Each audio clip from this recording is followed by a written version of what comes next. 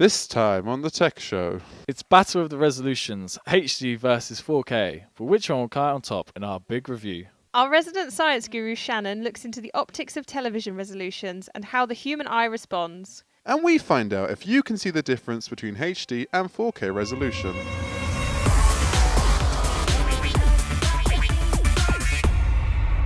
Hello, and welcome to the Tech Show.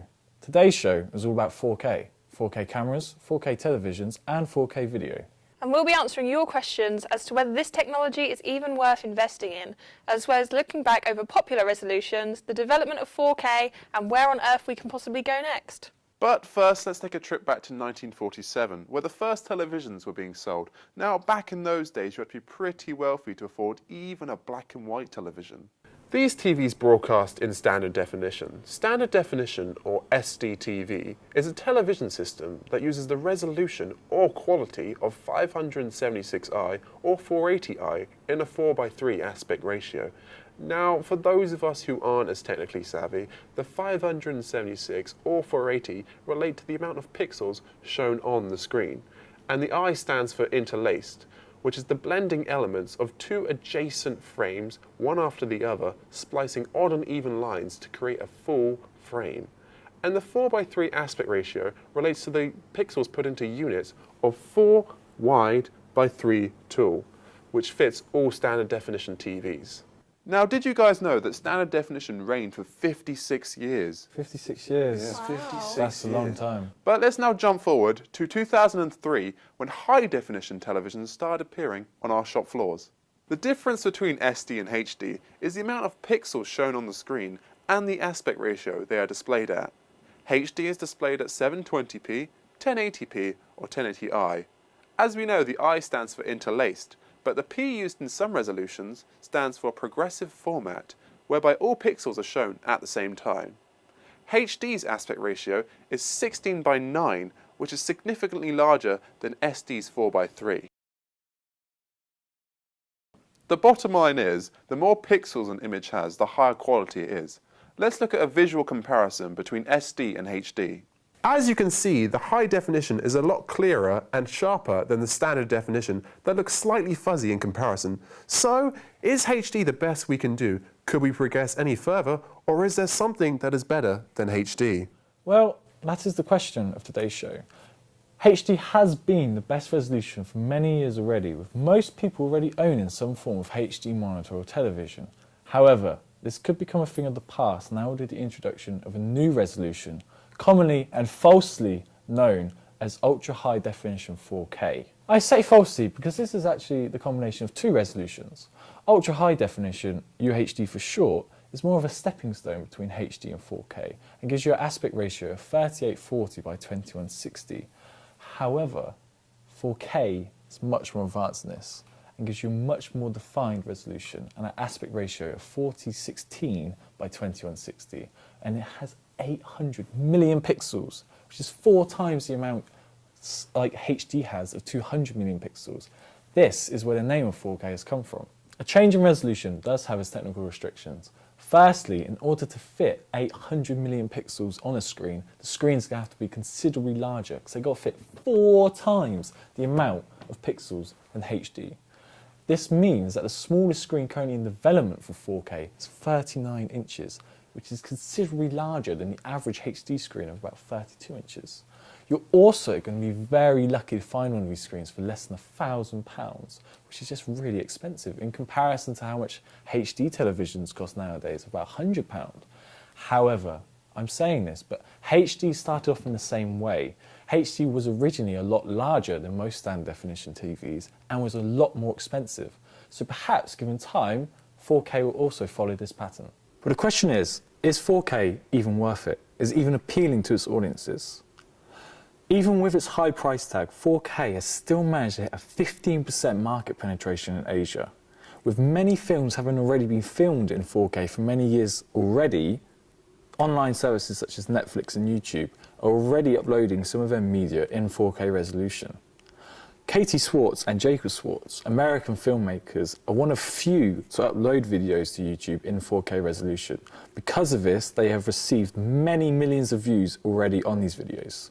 It's so much more natural for the eye, so it's beautiful in that sense.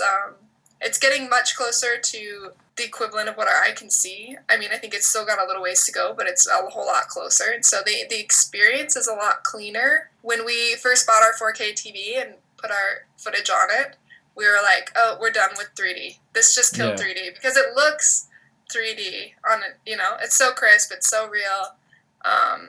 It just negates that need for 3D because we're like, this is the next thing. The cons, yeah, I mean the price, because it's not just the price of the camera, it's the price of the whole architecture. Your computer has to be fast enough. Your hard drives have to be fast enough. You know, you have to have lenses that actually resolve the resolution. I mean, that's something that Katie and I faced with when we first started doing our YouTube videos and working and selling our stuff to clients, was that the resolving resolution of actually lenses wasn't 4K, couldn't do a 4K image. Big production companies have the availability to use 4K cameras thanks to the large budgets they're able to acquire. But can the same be said for smaller, more independent production companies? The question I have to raise is 4K worth this extra expenditure? Knowing that perhaps even their audiences might not even watch their videos and their media in 4K, and they're most likely going to watch it in a lower HD resolution. 4K television is now entering the mass market, and you would think it would be some time before the resolution could be developed any further. However, companies such as Red have already developed a 6K camera they're calling the Dragon, ready for when 6K monitors become the next mainstream technology. Although very ahead of the game, the Red Dragon has already been used in mainstream cinema. David Fincher's recent film Gone Girl was shot entirely in 6K, but then downsized to 4K for more refined viewing. Of mine may kill me. How was your marriage, Nick? You need to tell me. Are you asking me if I killed my wife? Gone Girl. Now, it's all very well and good technology advancing at such a rate, but can our eyes actually tell any difference? We asked our resident science guru Shannon to look into the limits of the human eye. How exactly does the eye pick up colour and detail? Well, the human brain and the eye work together to translate light into colour, which creates the clear picture that we see on a daily basis. In the retina of the eye, there are over 120 million cones and rods which are responsible for receiving the colour and high definition. As the light enters the retina of the eye, it splits into 3 colours: red, green and blue. These colours are then split again by the rods and cones into every shade imaginable. But can we tell the difference between 4K and HD? Well, even the eye has a limit. If you sit too far from your television or your TV is too small, your eyes will just not pick up the difference. For example, if you're watching TV on a standard 32-inch screen, you'd have to be roughly 1 foot 11 inches away from the screen, which is just not practical. While some argue that they can see the difference because they have better vision, most human eyes have the same ability, so theoretically, we all can't see the difference. Well, that's the experts' facts made plain and clear, but we wanted to know what you thought. We invited a group of people into the studio to view the same video in both HD and 4K resolutions to see if they could tell the difference. I want to be like, this is high definition, but then I know you're going to be like... Oh, crikey, it's good, isn't it? Yeah, I'd say just HD at the moment. Oh, I don't know now. The first bit I would have said low, but that bit's a bit better. So far, I'd say this is high def, but then again.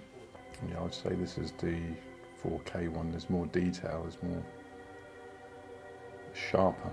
It's good though, I have to say. I say 4K at the moment. I don't know. This one's a better one. This one's better. They're exact. Oh no, the other one was 4K. It's exactly the same, isn't it? It's one of those. I don't know. If you have them like together on the opposite side of the screen, then They're quite close. I think that one's a higher resolution than the other one. So out of the 2 videos, yeah, which one did you think was the better resolution? First one. You're correct. Okay. Good. I think this one's a better one. Okay. Yeah, I'll go with the second one. Whether it is or not, I don't know. This one, yeah, the second one, I would say. I've got it wrong. But the price difference to have that better resolution is a minimum of £1,000, which you pay that. I think HD's good enough at the moment, and I wouldn't pay £4,000. No way. Because it doesn't make as much of a difference. No, I wouldn't. No, definitely not. Because I just think, well, I just said the normal HD was better than the 4K one. So in my opinion, I wouldn't pay that money. It'd be a waste of money. because for what your eye can see, you can only see so much detail. And I thought the standard HD was enough for my eyes. Well, you've heard our views, you've heard the views of our science guru, and you've heard the views of yourselves, the public. So now we're going to go over to Molly in Summary Corner to round up today's show. Let's take an overall look at the battle between 4K and HD and looking at both their positives and negatives. Firstly is HD. HD is much cheaper, with HD televisions being available for less than £100. HD is still currently the established resolution across society. There are no restrictions on the screen size for this resolution, making it more convenient for consumers.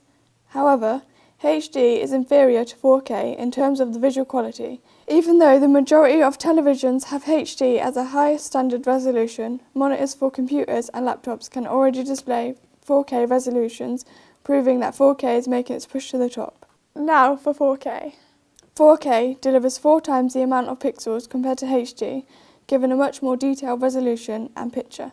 4K is already given signs of becoming the established resolution through online services such as YouTube and Netflix. Showing HD may soon be a thing of the past. But televisions have to be at least 39 inches in size to show the increase in picture, making it not very convenient for consumers. They are still very expensive, costing a minimum of £1,000. It will also introduce the need for HDMI 2.0 cables, causing additional devices to need a change in design to be compatible. And finally, 4K is just not well known to the majority of society, meaning that most people do not understand and therefore see no reason to consider purchasing it. Now that's it for Summary Corner. Now back to you guys in the studio. Sadly, that brings an end to this week's show. We've given you an insight into 4K and discussed the struggle that HD has to stay the established resolution. But who's the winner? Only you can decide.